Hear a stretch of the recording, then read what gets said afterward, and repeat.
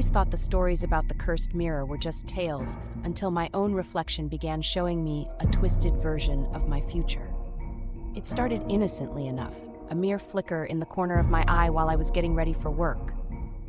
At first, I dismissed it as a trick of the light, but each day, the reflection became more distinct, more sinister. Instead of my usual morning routine, I saw myself standing in an unfamiliar place, surrounded by shadowy figures whose faces were obscured. The details were vivid, yet none of it made sense. I couldn't shake the feeling that what I was witnessing wasn't just a reflection, it was a premonition.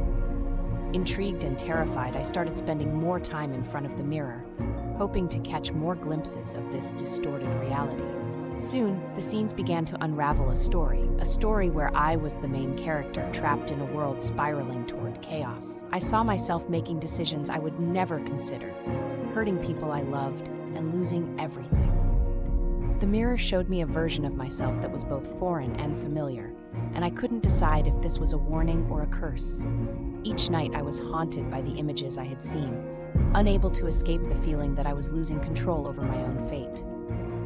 As the days passed, I became consumed by the visions. My waking hours were plagued by paranoia, constantly searching for signs that the mirror's version of the future was creeping into reality. I isolated myself from friends and family, fearing they might become the shadows in the mirror. Desperation led me to research the mirror's origins, uncovering tales of its previous owners who all met tragic ends. The more I learned, the more I realized I was following in their footsteps, unable to break free from the mirror's grip on my destiny. One night, driven by a mix of fear and defiance, I decided to confront the mirror. I stood before it, demanding answers, demanding to know if this nightmare could be stopped.